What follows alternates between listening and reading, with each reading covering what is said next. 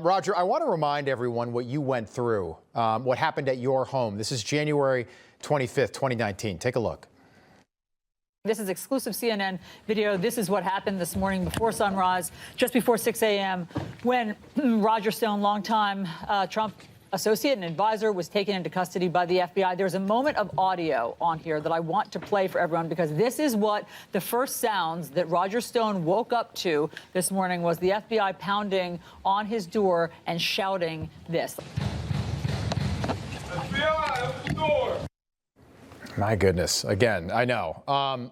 So Letitia James is indicted for exactly what she prosecuted Donald Trump for, Roger. Why no perp walk? Why wasn't she arrested in public? Why is there no raid of either one of her homes? Why not? I want to know. A better question is, why not James Comey? Comey and I were charged with the exact same crime, essentially lying under oath to Congress and obstructing a congressional investigation. So why is it that he was allowed to turn himself in? I was dragged to the courthouse in shackles and leg irons. He was allowed to quietly slip in the back of the courtroom and turn himself in on the date of his choice. They didn't seize his electronic devices as they did mine.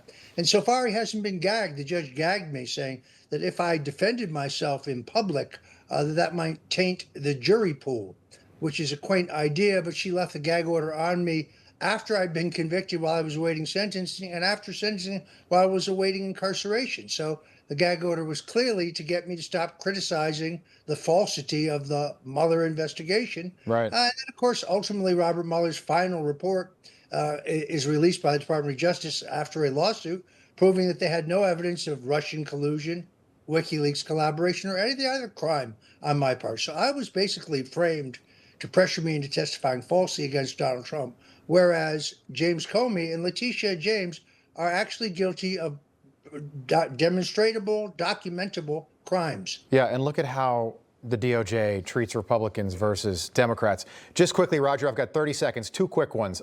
Do you think she goes to jail on these charges or superseding indictments, in other words, indictments to come? And what are you hearing about a possible John Bolton indictment this week?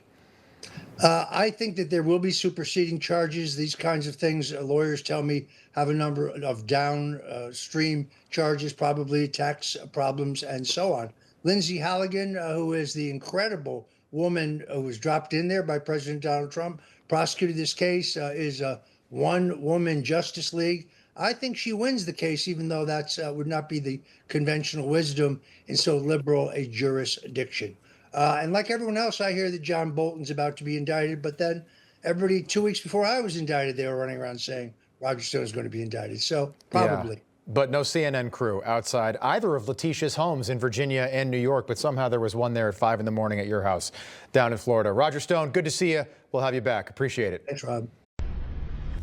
Information. Truth is freedom. Is Newsmax. It's real news for real people.